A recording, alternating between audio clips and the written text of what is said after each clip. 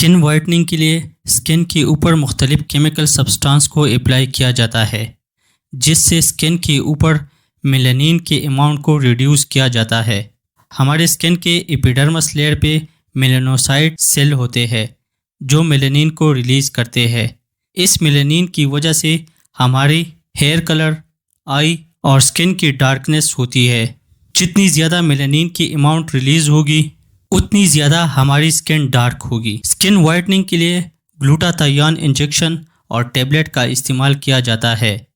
یہ گلوٹاتھیون میلانین کی اماؤنٹ کو ڈکریز کرتی ہے، جس سے اسکن کی وائٹننگ سٹارٹ ہوتی ہے۔ اگر ٹیبلٹ اور انجیکشن کی بات کی جائے تو دونوں میں سب سے زیادہ ایفیکٹو انجیکشن ہے، اور ٹیبلٹ اس کی ایفیکٹونیس کو مینٹین رکھتا ہے۔ گلوٹاتھیون کی پروڈکشن ہماری لیور میں ہوتی ہے، جو protein synthesis, sperm cell production, support immune system, ان سب چیزوں کا کام کرتی ہے۔ گلوٹاتھیون انجیکشن کو آئی وی دیا جاتا ہے، جس سے ہماری باڈی میں گلوٹاتھیون کی اماؤنٹ انکریز ہوتی ہے۔ گلوٹاتھیون کی بوسٹر شاٹ کو لانگ ٹائم تک دینی چاہیے تاکہ اس کی ایفیکٹ مینٹین رہے۔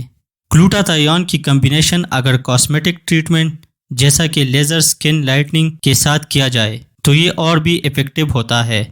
گلوٹاتھیون لگانے کے بعد سن لائٹ سے اپنی سکن کی پروٹیکشن کرنی چاہیے۔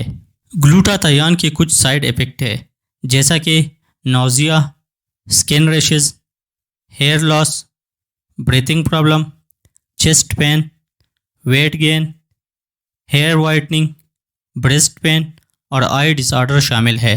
تب تک کے لیے اللہ حافظ۔